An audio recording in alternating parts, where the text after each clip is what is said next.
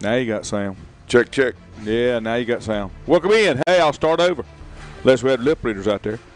Barefoot Resort, Myrtle Beach, South Carolina. We're down on a golf trip, and hope that everyone's having a good day. I think you guys have had some weather through there. We're getting our rain today, and it's our off day. So it's going to all be okay. Glad to have you with us here on a Thursday morning. What's today? Does anyone know what today is? No, it's not Thursday. That's every day. What's today? Come on, guys. What starts today? Masters. Major League Baseball. You know I'm a big baseball fan. God Almighty, ask me something. Ask me anything. Who? No, I'm just kidding. Harmon Killebrew. Hey, good answer. Okay. Oh, speaking of Harmon Killebrew, the guy that taught him how to hit a curveball was Matt Barkley. They do Barkley Brothers Baseball. They're local guys, Matt and Jeff Barkley, all these guys. But their father, Mr. Bill Barkley, when he played Major League Ball and they were in training camp, Harmon Killebrew could not hit a curveball. And so the Major League manager at that time, whoever they were playing for, had him do nothing but throw him curveballs for like 2 solid weeks. And that's a true story. Matt told me that 20-some years ago, and you know, we bring it up every now and then, but that's pretty cool to know that. Because that guy was a great player, great hitter. It's basically because of his dad. Good story. Joe said y'all better drop some of the spots y'all are eating at down there. I'll go ahead and tell you, Joe, we hit one yesterday. It's just right off of where you turn off 17, right here at Barefoot. It's called Oscars.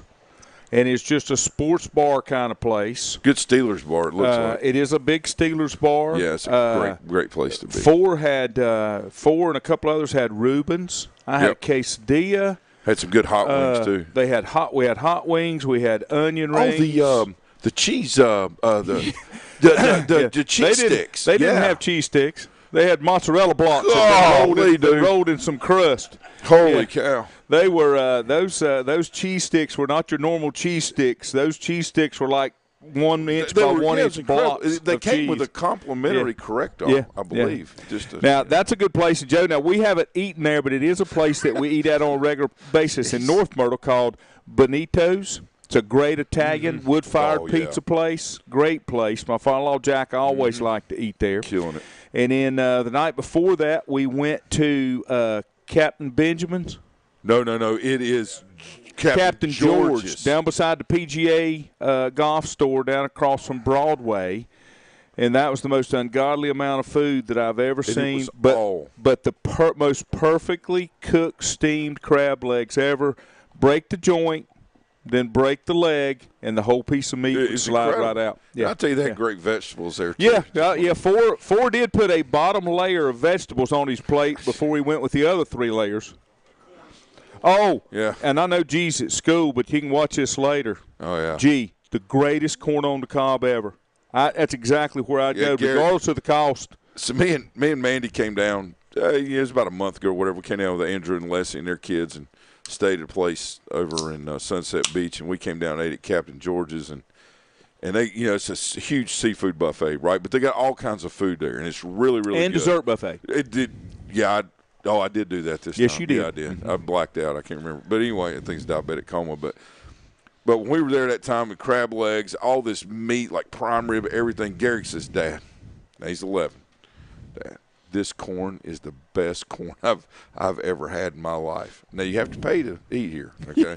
I mean, it's not cheap. And even G can't eat that much corn. He came back and like 3 or 4 things of corn. He said, this is the best corn I've ever had. And I said, well, how about the crab legs? Nah, I'm just not feeling that. This corn is just real. I thought, okay, big guy, whatever. Thank you. If you're into sucking the heads off the crawfish, they had a whole tray of those. Eat the meat, son. They had broiled seafood, fried seafood. They had soups. The dessert bar had 3 different cobblers, cheesecake, German chocolate cake, the ice cream machine. It was unbelievable. Fell asleep driving on the way I did home. not sleep well that night. That's all I'll say. I did not sleep well that night. There's not enough metformin that I brought down here to be able to take care of that. You know. And then the first night, asking about where we eat. The first night we ate at Soho's Sushi Bar, which frightened me because I don't eat fish bait. And I got to look at the menu, and they had some really good stuff on there. Now, these guys eat a lot of sushi, but I had a filet mignon skewer that had filet and little skewers with some peppers and onions. And I got the mashed potatoes. They were real mashed potatoes made from Redskin mashed potatoes with the peeling still in them. And I had vegetables. I had the steamed vegetables. I saw yours looked good, but I was really interested in that sushi. Yeah, they brought the first load of sushi out there, and Forrest said, bring me 2 more of them. You did. I saw you. It was good. It was scary. It was scary. All right, Aaron Moss, good morning. Oh, man. Joe, good morning. Richie, Milton. Oh, God. Megan, I've got him. Megan. Don't you worry about him. That's my boy. See him right back there? Yeah, you can boy. see him. Wave. Travis, come to the window here and wave. No, come right at your wife. Just come right here and wave. Like there you go. He's back there cooking. He's taking care of us. Yeah, Travis and Steven. Wayne was there earlier. Charity, good morning. Thank you, honey. Good morning for letting me know we had no sound. Megan said, hey. Mikey, good morning. Milton said he eats sushi as long as it's deep fried. Richie said Soho Sushi Bar is legit. And it is. Oh, yeah, But man. here's the thing. I would have never went there just by the name because I'm not sushian. But they had steaks. They had seafood. They had anything that you want. Oh, Cousin Rob's in the house. Hey, Rob, Cousin thanks for Rob. getting up, bud. Cousin Rob, wave through the window. Dude, come back over here. We have Cousin Rob. That's Cousin Rob. Hey, that's my cousin from Wendell. And there's from Travis. the Dale, Wendell. Stephen Lowe's in the back. Robbie's Robbie here. Abernathy, Brian Long, Wayne Ward. If I got everybody. Andrew's on his way down. Hey, if you're missing Andrew, here he is. Yeah. He's still got the Darth Vader going on. Man. Dude can't wait to put his CPAP on. He's still got the Darth Vader going on. He lives for My biggest concern through the whole trip with Andrew being down here is the bull. Who's feeding him real food? But exactly. his mama sent a text and said she was taking care of her baby. Yep, the bull's good. She did upgrade him from turkey to bologna. But I don't know if that's enough. I don't think she's going to take him to Brookwood for double-fisted biscuits. But hey, Sissy Lee. We are playing golf by day, restaurants by night. That's the way that this works. Except we've got the Travis restaurant going on here, and we are having a good time. Weather has been fantastic. We have not needed long sleeves a day, and we've been teeing off about 8:30 in the morning. Except day one, we were about lunchtime because we played coming down. But the weather has been perfect. This was the designated day off. Now, it's going to be a little bit cooler tomorrow and Saturday, but it's a great time of year. The golf courses are in great shape, and there's a little bit of an agenda as far as what we're doing and where we're going to eat, that kind of thing. But other than that, it's just all the old men come back to the condo after playing golf and take a shower and a nap, and then we try to get over it for the rest of the day. Bed by 8:15, 8:30. Yeah, Travis said that Megan called him night before last at 8:30 and wanted to know what he's doing. He said, I'm in the bed. She said, no, you're not. He said, look, I'm in the bed. And he said, I don't have clothes on under the sheets. I'm really in the bed. We're tired. I was asleep. Yeah. God. And yesterday it was actually a little warm. Yeah, it got hot for a little while. If the clouds hadn't rolled in, it would have been I've got the tan line on the golf hand here. You got a little bit of redness right there. Yeah. That's where I got mine. Well, fat burns. That's why it does that. All right, let's go to some sports here, see what we got going on. Major League Baseball is starting up today. Bob had posted this, and I saw this, Bob. The Crawdads played LR last night in an exhibition game, and LR won 3-1. 3-1. Yeah. And so that was a good night of baseball. Baseball game start. Now, the minors start earlier, don't they? They actually start like a few days after, I believe. Okay. Yeah. I know they play, what, 142? Yeah. The bigs play 162. Does that sound right or something close to that? Yeah. Mark said, good morning, Mark. Thanks for getting up. He said, what? No Buffalo Trace, the breakfast of champions? This is a family program, Mark. Yeah. Relax.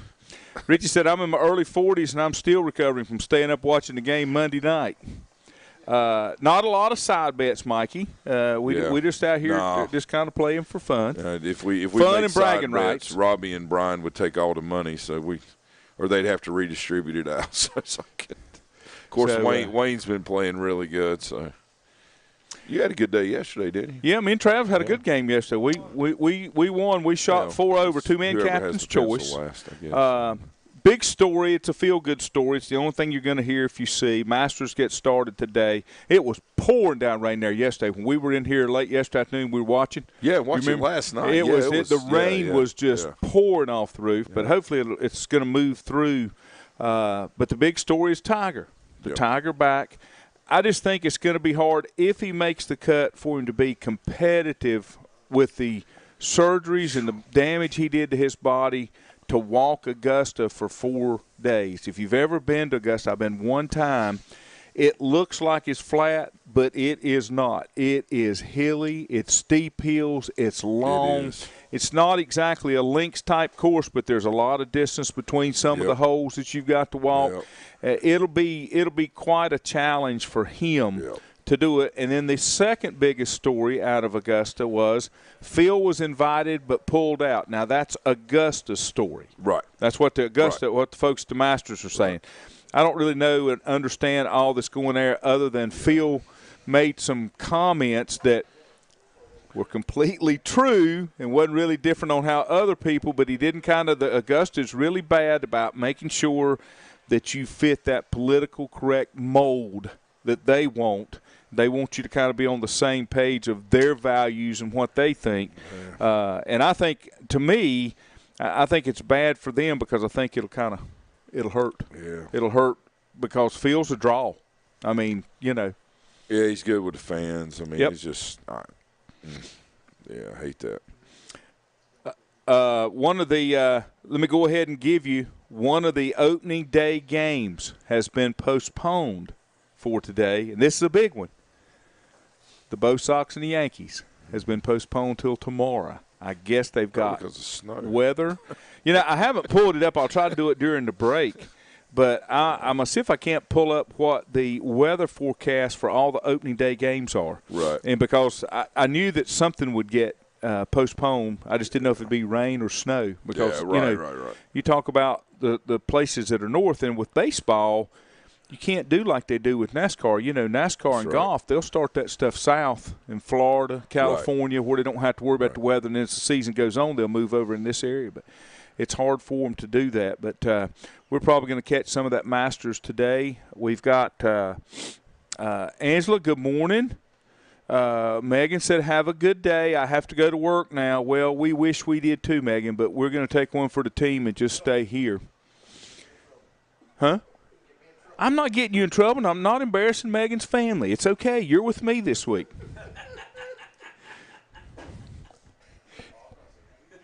Let's see what else we got going on. Sam Darnold's completely okay with the Panthers looking for a quarterback because I think he knows they need one, and it's not him. So I think some of the drafts have got draft predictions have got Kenny Pickett coming in. I like Kenny Pickett. My only concern there is he's coming in with a lame duck coach. He's coming in with a lame duck staff. And I don't want him to be like some of the quarterbacks that maybe aren't top tier but are close. Yeah, he's not and his whole career, guy. Gets washed away because there's not any continuity and there's no plan from management and ownership. The problem is if they draft him, he's not going to be when they replace Rule. He's not going to be that coach's guy. Yep. And so what happens is coach comes in, new GM, they want their people in. That's not a problem. The problem is Kenny Pickett's lost another year. A guy that can actually, he's had 5 years, whatever, in, in the ACC. He's, done a good job. He's obviously the more you learn about him, the more you're impressed with him. Not only the measurables but the intangibles, which are sometimes more important, right? So I hate it. The for measurables, him, you know what those are. The intangibles, you don't know. You get certain situations, certain chemistry issues, all those type things. But my point is he proved through the year, that he has those leadership qualities, right? That he can maintain and control the troops. and then, the productivity and the outcome that came from that, and that was indicative of his play. And that's so important. He's got the things that are off the field, things that matter most on the field in championship-style play, right? That's exactly right. And the thing that I hated for him is I would almost – if I thought Carolina or another team like the Jets or somebody's going to draft me, I'd almost pull an Eli Manning just to try to save my career. And I'm not anti-Panthers. I love them. But, God, they're in such disarray. There's more advertisement going on to have soccer in the stadium than there is football. If that's the direction I want to go, that's fine. But you can't serve two masters. You know what I mean? I mean, you got to be able to do it right. You're right. Jumping back to baseball, I did find the opening day forecast. Here's why the Red Sox and the Yankees were postponed. 48 and rain is the forecast for today. They were supposed to play at 105. Opening day in D.C., the Mets and the Nationals. That's a 4:05. Light rain at 4 and then clearing. 55 degrees. Milwaukee bet it's cold up there. The Cubs, that's 45. Pittsburgh at the Cardinals is 53 and breezy. Seattle at Minnesota, 38 and snow. 38 and snow. Cleveland at Kansas City is 51 and windy. So some of these are going to get postponed. Chilly today. Yeah. A little chilly on opening day. That's all right. Some of those will get postponed. Now, I'm going to tell you what it means to be taking one for the team, to put everything else behind. All these fat boys are sitting here eating all this great food that has been cooked, home-cooked breakfast, just like I get at my house. Oh, if I get up and do it, I'm sorry. But all these guys are eating, and we're watching. Milton says Tepper needs to hire a GM that knows football. Tepper needs to get out of the way. That's what he needs to do. Amen, brother. Mark Amen. said putting a wager on Tiger is throwing away money. Saw that some guy had put $7,500 on him. Scotty Schefter, Cameron Smith, or John Rahm are his top three choices. Brooks and Dustin are the dark horses. Mark said nothing like getting jammed with a wooden bat in cold weather to sting the hands. And Richie said Milwaukee's indoors, so the snow won't affect Milwaukee. How many indoor baseball stadiums are there now? Ooh. Baseball aficionados. Tampa, and they don't need it. Let's see. Toronto, Milwaukee.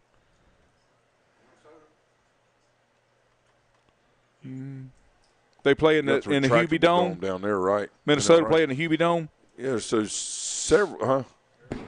Does Arizona have retractable dome too? I don't think there's quite a few that have the. Maybe David's listening. He'll somebody will know that. Yeah. Mark said, I see some of the snacks y'all are having. I can hear the arteries clogging here from here. Yes, let me show you correct. this. This didn't last long when we first started. Yeah. See if I can get a shot of that. I haven't had any of that yet. What is that? You're lying. Oh, wait. Is that cake? This is a cake that was courtesy of Megan. And Megan, for those of y'all around Maiden, she used Mama Lawing's pound cake recipe, which we used to eat when we were camping all the time. Mama would always bring a cake. It's fantastic. Bob said the pitch clock was being used last night by the Crawdads. The first half of the game took 65 minutes. I like it. I like that part of it. But you know what? Here's the thing. And I know that you're completely against that. I get that. But you shouldn't have to go to that. You shouldn't have to go. Everybody goes up there and jacks around with their gloves and steps out and restraps them. And, just get up there and play. Well, it's a prime example of, of people expecting the world to change around them instead of changing for the world. And the problem with that is we're letting these guys come out and do all these rituals and everything. That's fine. But do them in a dugout or on deck circle before you get out there. That's right. If you've got all those issues, and that may be what makes you a great player, but at the same time, it doesn't need to last forever. There's nothing wrong with the home plate umpire saying, hey, get in the box, let's go. Mm-hmm. Stay in the box. Let's go. Yeah. Nope, I agree. But we have to, adapt. And a lot of this is, hey, look at me. I'm different. Look at this. Yeah, it's kind of the world we live in. That's exactly right. We're going to take a break. We're not going to eat, but we are going to take a break. We'll be back in just a minute. Whether it's a sit-down meal or a call-in for the drive-thru, Brookwood Cafe and Catering is the answer. A variety of meats, vegetables, and desserts cooked daily, or a hot sandwich from the grill, they have what you're looking for to satisfy your taste buds. If you need catering from 5 to 500, Brookwood has you covered as well. Stop by Brookwood Cafe and Catering at 202 Providence Mill Road in Maiden. Don't forget breakfast daily till 11 a.m. Open Tuesday 6 a.m. to 2 p.m., Wednesday through Saturday 6 a.m. till 8 p.m., and Sunday from 7 a.m. to 3 p.m. Call 828-428-8944 to place your order today. If you ask around, you'll find Burke Mortuary has a reputation for excellence and commitment to value. They've built a reputation of trust for more than 35 years. Burke Mortuary is proud to offer personal attention, meaningful tributes, and the area's most affordable prices. They're also proud to offer you beautiful, state-of-the-art facilities. It's the perfect place to honor your loved one. So when choosing a funeral home, the choice is easy. Choose Burke Mortuary with locations in Maiden and Newton. Covenant Church began as a vision of just over 100 people in 1984. Since then, Covenant Church has grown and currently located at 2168 Gastonia Highway in Lincoln. The Sunday schedule includes early morning worship at 8:30, Sunday school at 9:45, and morning worship at 10:45. Their ministries extend beyond Sunday. Visit their website at www.covenantchurch.church to see all they have to offer, and better yet, stop by and see for yourself. Covenant Church may be just what you're looking for a new church home. First Federal Savings Bank has been serving Lincoln County since 1940. And as it has been from the beginning, customer service is a priority to First Federal Savings Bank. They want to get to know you by name. First Federal Savings Bank has the convenience, the products, and the services that the larger banks have, but with hometown people that you see throughout your community. Stop in and visit one of their 4 convenient locations and see what First Federal Savings Bank has to offer you. Member FDIC, an equal housing lender. Untangling your headphones, finding the right remote, saying goodbye to your favorite shirt that hasn't fit in 10 years. Why are simple things sometimes so complicated? Thankfully, with Auto Owners, insurance doesn't have to be one of them. Auto Owners works with independent agents who live in your community and answer when you call, so you can worry about more important things, like finding a new favorite shirt. That's simple human sense. Call Mooney Insurance in Maiden or East Lincoln Insurance in Denver or visit mooneyinsurance.com. At Stifel Nicholas, we're committed to offering investors personalized investment guidance. We're a full-service organization with department staffed with professionals that specialize in a wide range of investment opportunities, from the most conservative to the most aggressive. We strive to give each account, regardless of size, careful, individual attention. Call for Rembert today at 828-624-7300. Stifel Nicholas, member SIPC and the New York Stock Exchange. Times convenience stores are more than convenient. They're your neighborhood store, your store. With locations in Lincoln, Catawba, Gaston, Iredell, and Mecklenburg counties, there's one near you. Times convenience stores have the right items at the right price, from snacks, cold drinks, and light meals from the grill, and there's always a special to save you time and money. Times has what you need. Times convenience stores, there's one near you. Regardless of where you're going, there's one on your way. Remember, there's always time to stop by Times.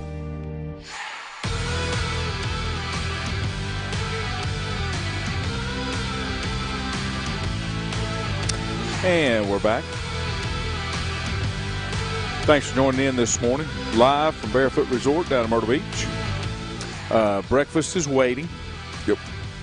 A couple headlines I'm going to hit, and I also want to give a heads up to Miss Kay Wilson, as she always is listening in, and we appreciate that, as well as you other fine folks. Ma'am. Richie gave me the official indoor baseball lineup. Okay. He's my behind-the-scenes stat and research guy. Milwaukee, Arizona, Texas, Miami, Houston, Toronto, and Seattle have retractables. Those are retractables. Right. Tampa is the true dome. So that's 8 teams. That's just a little over 25%. 30 teams, right, if I remember right? Whose math was that to come up with 30 teams instead of like 32? Where it's an even number by 4. I wish they'd cut it back to like 20. Yeah. A couple headlines, and then I'll get your question, Mark. I don't want to get 4 really fired up until he eats. Former Minnesota Viking defensive tackle Doug Sutherland, a member of the original Purple People Eaters, has passed away. Passed away at the age of 73. He's not a name that sticks out as much as Alan Page. In the 10 seasons that he was there, he made 90 starts, appeared in 138 games, and it's the fourth most by defensive tackle in franchise history behind John Randall, Kevin Williams, and Alan Page. Alan Page, yep. Yep. He was selected in the 14th round, 1970 draft by the Saints. He played middle linebacker and guard for the Saints his rookie year, then was traded to the Vikings, and they moved him to defensive tackle. God's a great You know who he filled in for? Gary Larson, who was another prominent member. What a great move. The other guys that were on that, Carl Eller, Jim Marshall. Yeah. Back then you had the Purple People Eaters. You had the Fearsome Foursome from the Los Angeles Rams. You had some teams of that were really designated. Here's a good one. This will get 4. I'm going to ease him into it here. Guess who is trying to make a comeback in the NFL? Colin Kaepernick. No. Oh. T.O. T.O. is returning to professional football at 48. He's joining the fan-controlled football league. I don't even know what that is, and is expected to be paired with Johnny Manziel. Johnny Football for the Zappers with the April 16th start. He said, I'm looking forward to throwing with Johnny or whomever the quarterback may be. If it's Johnny Football, it doesn't matter. If it's Pee Wee Herman, as long as they throw me the ball where it needs to be and put it in my catch radius, I'm going to do my best to make some stuff happen. Owens has not played professional football since 2010. That's 12 years. That's a heck of a comeback if you can come back in 12 years. I'd have to see that. 2010, he caught 72 passes for 983 yards, 9 touchdowns with the Cincinnati Bengals. Yep. But he has never considered himself retired from the game and maintains that he can still play at a high level. Well, first of all, Kaepernick's not going to play anywhere but the NFL. He's going to refuse to play anywhere but the NFL. So we'll see what happens with that. And here is probably the most stupid comment that I've ever heard. T.O. said if Tom Brady can do it, if they can marvel at some of the things he's done, I'm no different than Tom. Somebody's not telling him the truth somewhere along the line. Yeah. I'm not quite buying that one. Let's see. Bob said, you will not be disappointed with the clock feature. The game had good continuity. Richie said Bob said the Rock Hill community is concerned with the pause in the Panthers' construction. A local congressman was quoted as saying that Tepper came down as Jerry Jones and has left as Dan Snyder. How about that? That's a pretty good quote. I still think there's more to that kind of, behind the scenes as far as negotiating and, getting a little more than what he originally did. But that I don't know that, but I just got that feeling that that's what this is about. Stop it, bring everybody back to the table. Let's see what we can get done, right? Yeah. Richie said, I thought Johnny Football wanted to go back to Texas A&M and coach. Dear God. Mark said, I hope T.O. has stock in Ben Gay. Or a blue emu. Milton said, T.O. is full of doo-doo. Betty Joe, good morning. Oh, Betty Ann. Betty Joe is here. Yeah, Robbie is over here. It would be to my left on the other side of 4 there. I'm looking at the screen kind of backwards. Right here. Let me go back here to Mark's question for Rembert. Okay. What do you think about the new technology that prevents stealing signs from the catcher? I think the MLB is going to give pitchers and catchers the option to wear electronic devices on the field that transmits pitch signals this season. What do you think? I think it's the stupidest thing in the world. There we go. I'm going to get you fired up and I'm going to let him eat. If they can figure signals out, then get new signals. It's not about, you shouldn't do that. Listen, It's sport. It's competition. You take advantage of every situation that's given to you that's allowable within the rules, and there's nothing written in the friggin' rules that say anything about you can't steal a doggone sign. But the bad part about I'm it, so tired of this damn baby. He stole my signs. But the problem, I would love to be able to coach in Major League Baseball for 1 year. The problem was not that sign stealing, because sign stealing had always went on.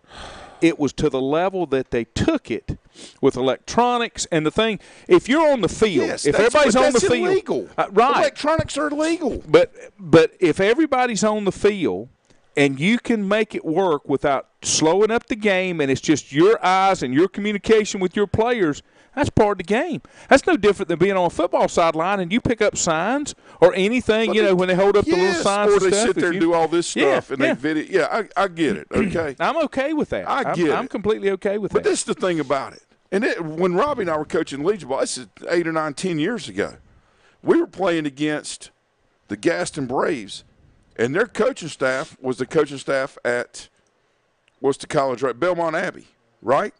And they spent the whole series trying to figure out the signals I was giving, calling pitches. And they said, well, we got one of them. This right here, that's fastball away. I said, yeah, that's right. But why? Okay. No, just go play. Now, I would like to remind you that we won the series, so if they put all that effort and energy into coaching their kids and controlling the things they could control, then it may have not turned out that way. But the point of all this is, they were like, well, we couldn't figure it out in game 2 because I said, guys, I let the catcher call game 2. I just gave fake signs. It freaked them out. Every now and then you have to adapt and adjust to the world around you instead of expecting everybody to do it for you. But if you just play, you wouldn't have to worry about it. But that's the thing about it. And the other thing is, if you need that much assistance in stealing signs, you probably can't win anyway. Yeah, well, that's the whole point, trying to gain an advantage. There's nothing wrong with that when you got kids that are really good on the bench, like, Travis and Steven here with us. When they played, they would watch, and they would see what other teams are doing and try to figure stuff out. I have no problem with that. They would do those things. I have no problem with that and say, Coach Rembert, if he does this, we think that's great. That's what I want him to do. But if it's, if people are stealing your signs, change them. Change them. And when this is over, honey, go back and watch the show. I acknowledge you at the beginning, but okay, I didn't shoot off fireworks and crackers and stuff, so I guess that. And then my daughter Camden chimes in, true mom. My wife said, I've been on the entire show, but Lanny only acknowledges certain people. Go back and listen, and you'll notice that I acknowledged you from the beginning. But that's okay. That's all right. It's okay. I'll be home tomorrow. Love you. Mean it. Robbie, don't make it worse. I got to look after Travis. Yeah. But I can't stand the pressure. Let's just play the game. Well, stop being 2 years old. He stole my sons. Yeah. Okay, well, that's why you take the ball and you hit him in the back with it. It ain't hard to figure out. I know. Stop being a little I know. Stop being, whiny. Please. The other story that I thought was kind of interesting is the story about, and I'm not going to try to pronounce his name, DJ Ugliali or whatever, that's at Clemson, the quarterback. Andrew knows how to say it perfectly. Andrew's not here. I know. I'm just saying. I've been telling him to come down for 30 minutes. He's not here, so he can't. He's in Vader participate. Mode. Okay. So his dad, DJ's got a brother that's a great defensive player, and he made the comment that Clemson had not contacted him about possibly coming to play there. And then he finished up this little interview thing by saying, it's going to come down to whoever can get him the most NIL money. Of course, and that's what's happening with this. That's why it was not. But I'm still going to put it back. I'm going to put all the responsibility back on the NCAA because, as you said, they wouldn't adapt and change and get ahead of the situation so that it can be controlled. And then by just turning their back, thinking that we can control this and it's never going to happen, and put those blinders on, it came out from lawsuits. And then once you let that genie out of the bottle, There's no going back. There's no putting caps on it. There's nothing going to happen now. It's too late. It's over. Money's in motion, and agents are making money. Now you've got, what's the kid at Alabama, the quarterback? He's went into the portal, and he got 1.4, 1.8 something in NIL money last year. Undoubtedly, he couldn't get a bonus. He couldn't get a raise in his contract, so he's going to move on and see if somebody else will pay him more. I just, you have to decide when you're doing something if you're going to be amateur or you're going to be professional. Yep.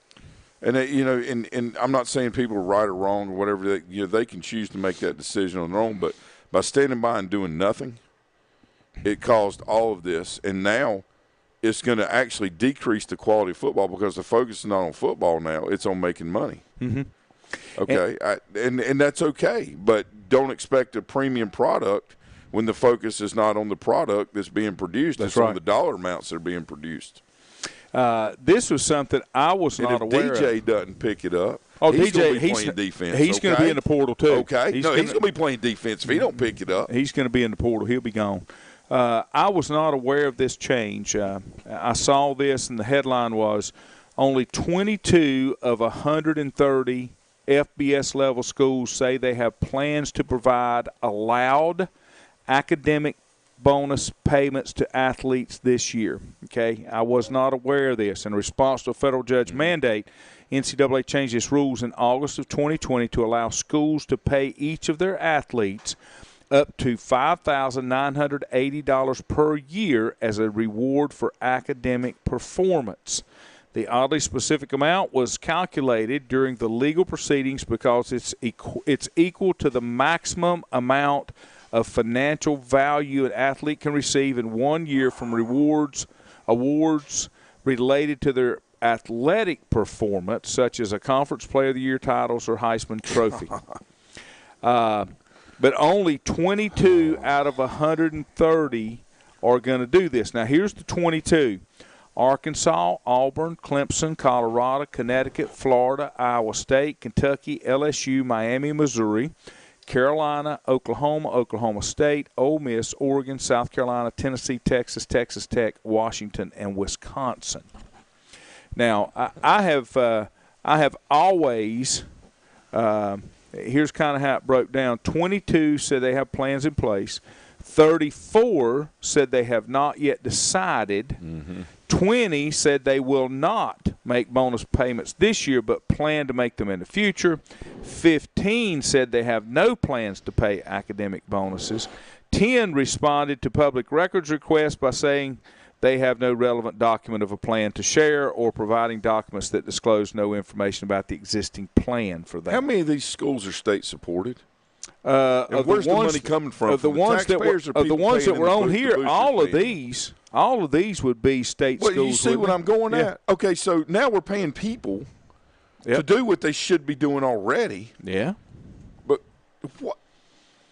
If they don't straighten this thing up, there's going to be no more colleges going to be worth anything. Here's the problem. Because they're not going to be creditable. Here's the problem. Why are they doing that?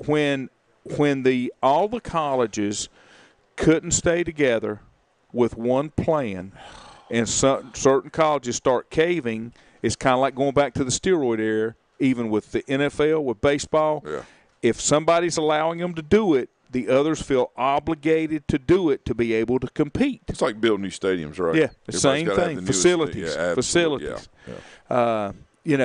All of these kids should really think about it. I've told you from the beginning, going back to when I was in school, all I ever thought that was justifiable for a scholarship athlete, and this came from being around kids when I was there, is you cannot work a part-time job. They wouldn't allow me to work one at East Carolina. And it was against rules when I was there. Me too.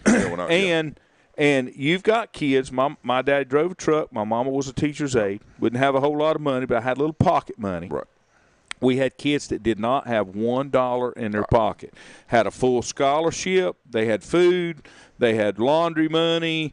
They had books. They had everything they needed. But if you wanted to go get a beer and a pizza, they couldn't go because they had no money. Yeah. My only thing has ever been, if the average college student on work study or whatever it is works 20 hours a week, whatever that amount of money is, college athletes should get that stipend so they can be just like any other college athlete, because there's so many kids that are on scholarship that you don't understand where they come from their family background. This is one of those things that you and I agree to disagree on. Yes, we talked about that. I just, where does the money come from? Who does it? Is it taxpayer funded? No, I'm just saying. Needs to be booster money. Absolutely. Needs to be outside the university. But again, that goes back to paying kids to play a sport that they're already being compensated for through their scholarship and through all the means that are provided for them, the health care, the food at the training table, all of the academic services, everything they're already getting. But my thing is, that's the only thing that an athlete can't do that another college student can do. They don't have time to do it. Right, based on that full college environment and the ability to do it. Yeah. When I went to Appalachian, I worked for the intramural department, officiated games. I did the same thing when I was playing. Yeah, but that was the only thing that bothered me. But I wanted to see that done. Right. And then I wanted to see any school that violated that a nickel. Yeah, I wanted the death penalty for 2 years. Kill the program for 2 years, well, because you have no excuse then. No, you're 100% what I'm saying? right. You're 100% right with that. The only thing I'm about the kids. Is the kids that couldn't afford to go out and buy a pizza and buy beer. They can eat so much pizza and food that's provided for them already. That is kind of my thing. All these things are already, I wouldn't say given, because they earned it through their athletic achievement and performance. But at the same time, I just think when you start handing out money, then you got to keep handing more of it out. And guess what's happened? It started with, like you're saying, laundry money. This, that, or the other, and now it's turned into NIL. My thing with the stipend on the part-time money is, after that, you don't have an argument for more, because there's nothing else you need. Everything, like you said, health care, food, the lodging, the books, everything. Yeah. Richie, who is a true great American and Tar Heel fan, said if you want a great soundbite, go listen to Coach K after the loss to Carolina in the Final Four. He blasted the NCAA for not being structured. Yeah. He didn't say names and call people out, but he didn't have to. The NCAA is not structured like some other organizations that we know that are more closely related to our state. Yeah. Milton said salary cap for college football. Oh, that's what's next. Yeah. Mark said, well, that's where the NCAA should have gotten involved on NIL money if they're going to do it. Mark said the argument could be made that schools that don't pay their athletes or have NIL for their players are using the athlete's likeness to make money. If I'm a star athlete on the field and the school makes money off the fans coming to see me shine, pay me. Okay, so the difference between that argument, or that point of view, not argument, point of view, and the point of view that I have is that those college kids did not create that environment. That environment was made through investment and by means of people that preceded them, by people that donated money and did all this. Just because they're out there performing on a stage they didn't build does not mean they're entitled to anything. They're the ones that chose to go there, right? We all have choices. We're not entitled to anything but life, liberty, and pursuit of happiness. Now we're entitled. Well, we're supposed to be, right? We get to pay But taxes. now guess what? Because we go there and we do this, then you should pay me. Okay, well, you know what? Then watch the quality of all of this start falling off. How much did DJ make on his NIL deal? I don't know. It was pretty hefty. Was it really? Yeah. I didn't know. Yeah, and a couple of insiders at Clemson that have kids that play there are telling me there ain't no way they're going to let him go anywhere. They paid him too much money to go there. Well, he ain't going to win. Well, again, the investment's there. You got to stick with it. Yeah. And it's just one of those things that, you can't, this is not pound on DJ Day, but, I mean, you either get it done or you don't. It don't matter why. Nope, I agree. We can talk about why. I Make agree. excuses for all these. It don't matter. You either do it or you don't. The other side of this, when you talk about the universities have built up who they are, is why these players are who they are. Yeah. It's the same argument that's used in professional sports when they don't take a portion of all this money that's coming in and feed these veterans that made nothing when they played, because these people that are making these $100 million contracts a day, if it wasn't for these guys that did all they did 30, 40 years ago that are getting nothing from the league in retirement, they wouldn't be there. Don't disagree with that. And talking about veterans, the problem I have is we're sending billions of dollars in other places, but there are people that I see that served our country that are living outside of the American Legion in the woods in Hickory. Yeah. All right. We've got all the money to do all this other stuff, but not take care of our own. Mm-hmm. Come on. Oh, I agree. want to throw that out there too. And I'm gonna leave you with this, courtesy of Mark Alton. Mark said, if Mark Emmert is maybe having some issues with the NCAA, maybe Q Tucker would like to step up and become the new commissioner of the that NCAA. Would be a blessing. Yeah. Thanks for listening, guys. We're having a great time. Wish you were here, but it's time to eat breakfast. Pineapple Cup. Pineapple Cup. We'll send a picture from our team shirts as we compete on the Almost Super Senior Tour for some of us. Have a great day. I'll see you on Monday.